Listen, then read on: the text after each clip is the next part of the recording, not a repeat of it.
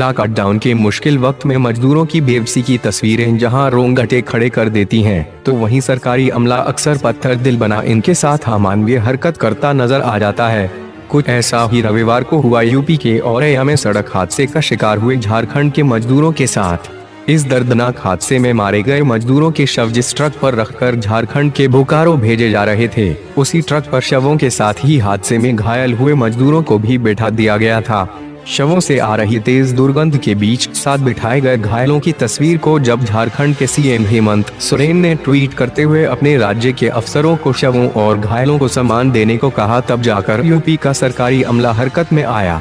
आनन फानन में बोकारो जाने वाले ट्रक के साथ ही झारखंड व वेस्ट बंगाल जाने वाले 2 ट्रकों को संगम नगरी प्रयागराज में दिल्ली हावड़ा नेशनल हाईवे पर रोका गया। करीब 1.5 घंटे इंतजार के बाद सरकारी अमले ने वहां एम्बुलेंस और शव वाहनों का इंतजाम कराया। बोकारो जा रहे जिस ट्रक पर 8 शवों के साथ 3 मजदूरों को बिठाए जाने की तस्वीर वायरल हुई थी, उसके साथ के बाकी दोनों ट्रकों को भी प्रयागराज के नवाबगंज इलाके में इंदो पर रोक दिया गया। किसी को जानकारी न हो, इसके लिए एक तरफ के रास्ते को ब्लॉक कर दिया गया। पुलिस के आला अधिकारियों ने जल्दबाजी दिखाते हुए 17 शवों को 3 अलग अलग जगह जाने वाले शव वाहनों में शिफ्ट कर दिया और 3 घायलों को एम्बुलेंस में शिफ्ट कराया। रविवार की रात करीब 9:15 बजे शव वाहनों व एम्बुलेंस को आगे के लिए रवाना कर दिया गया। एक ट्रक के ड्राइवर राजेश ने बगैर कैमरे के बातचीत में बताया कि शवों से इतनी दुर्गंध आ रही थी कि आगे भी बैठना मुश्किल हो रहा था, और यहाँ से चलने के बाद जब उन्हें घायलों के बारे में एहसास हुआ तो उन्होंने मानवीयता दिखाते हुए घायलों को अपने वाहनों की आगे की केबिन में बिठा लिया। कहा जा सकता है कि औरैया का हादसा जितना दर्दनाक था, उससे ज्यादा शर्मसार करने वाली सरकारी अमले की यह अमानवीय हरकत थी। वहीं औरैया सड़क हादसे के शवों के साथ ही ट्रकों में घायल कामगारों और उनके परिजनों को भेजे जाने के मामले में आईजी प्रयागराज जॉन के पी सिंह का कहना है कि शासन से जानकारी मिलने के बाद ट्रकों को नवाबगंज में रोककर एम्बुलेंस में शिफ्ट कराकर उन्हें आगे के लिए रवाना किया गया है। उन्होंने कहा है कि हादसा औरैया जिले में हुआ था। संभवतः कोविड-19 में छोटा जिला होने की वजह से औरैया जिले में एम्बुलेंस की व्यवस्था प्रशासन नहीं कर पाया था, जिसके चलते 3 डीसीएम ट्रकों से शवों को और कुछ घायलों व परिजनों को पश्चिम बंगाल और झारखंड भेजा जा रहा था। लेकिन इसकी सूचना जब शासन से जिला प्रशासन और पुलिस को मिली, उसके बाद तुरंत नवाबगंज हाईवे पर ट्रकों को रोका गया। जिन 3 डीसीएम ट्रकों में कुल 17 कामगारों के शव भेजे जा रहे थे, उनमें 6 शव पुरुलिया पश्चिम बंगाल के थे, जबकि 11 शव बोकारो झारखंड के कामगारों के थे। आईजी प्रयागराज के मुताबिक पहले कौशाम्बी में शवों को रखने के लिए वर्क की व्यवस्था कराई गई। उसके बाद ट्रकों के नवाबगंज पहुंचने पर सभी शवों और उनके परिजनों को पूरे सम्मान के साथ 86 एम्बुलेंस के जरिए आगे के लिए रवाना कर दिया गया है। परिजनों को एम्बुलेंस में ड्राइवर के साथ आगे बैठाकर रवाना किया गया है। जी, ये देखिए, एक दुखद दुर्घटना औरैया में हुई थी, जिसमें कि एक्सीडेंट में हमारे जो प्रवासी कामगार थे उनकी दुखद मृत्यु हो गई थी। और औरैया पुलिस ने, प्रशासन ने उनका पोस्टमार्टम करके उनके घर को सूचना दी और उनके परिवारजन आ गए थे।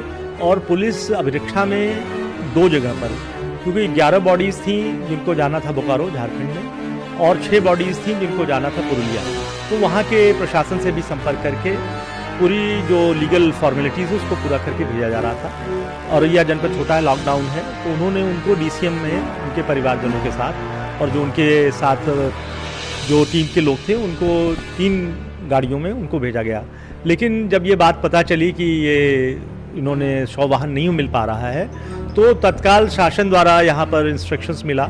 हम लोग उसको कोऑर्डिनेट करके कौशाम्बी में हम लोगों ने उनको फिर से बर्फ़ दिलाई, क्योंकि बर्फ़ गर्मी थी, पिघल रही थी, और यहाँ पे तब तक इंतज़ाम करके हम लोगों ने एम्बुलेंस का, जो 0 डिग्री से कम का टेम्परेचर रहता है जिससे बॉडी सुरक्षित रहे, तो 6 एम्बुलेंस का इंतज़ाम करके जो केबिन आदमियों के साथ उनके परिजनों को ड्राइवर के बगल में बिठा करके और बॉडीज़ को सुरक्षित उस पर ट्रांसफ़र किया गया, और पूरे सम्मान के साथ, क्योंकि पुरुलिया की बॉडीज़ को यहाँ से एस्कॉर्ट करके और झारखंड की जो बॉडीज़ थी उनको पूरे एस्कॉर्ट के साथ, पुलिस एस्कॉर्ट के साथ उनको भेजा गया। ये जो थोड़ी सी शुरू में परेशानी हुई वो लॉकडाउन के चलते, और या पुलिस ने शव वाहन भी इतने शायद उपलब्ध नहीं, छोटा जनपद है, तो शासन के निर्देश पर हम लोगों ने तत्काल इसको कोऑर्डिनेट किया और उनको सम्मानपूर्वक उनको ट्रांसफ़र करके पूरे जो 0 डिग्री से भी कम की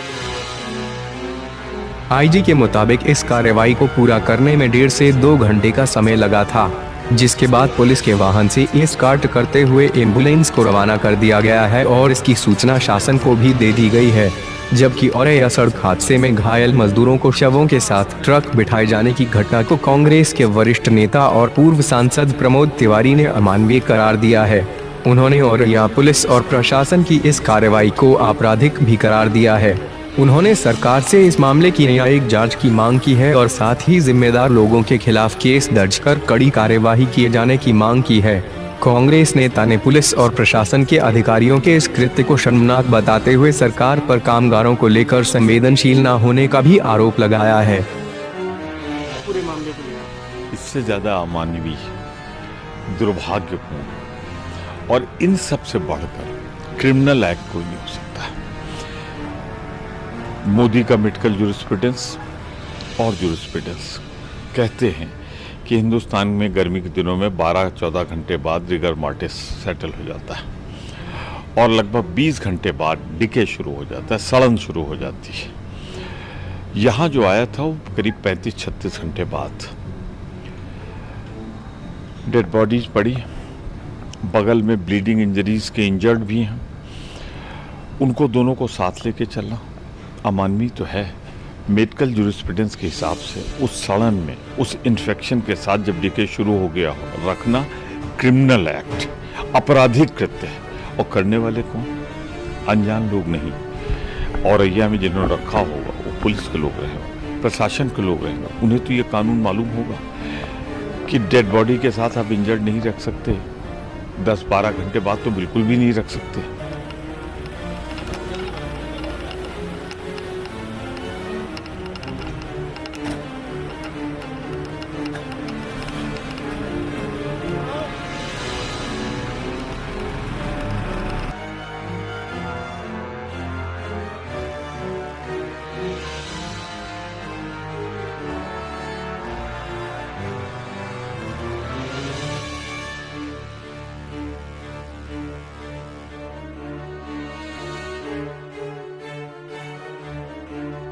You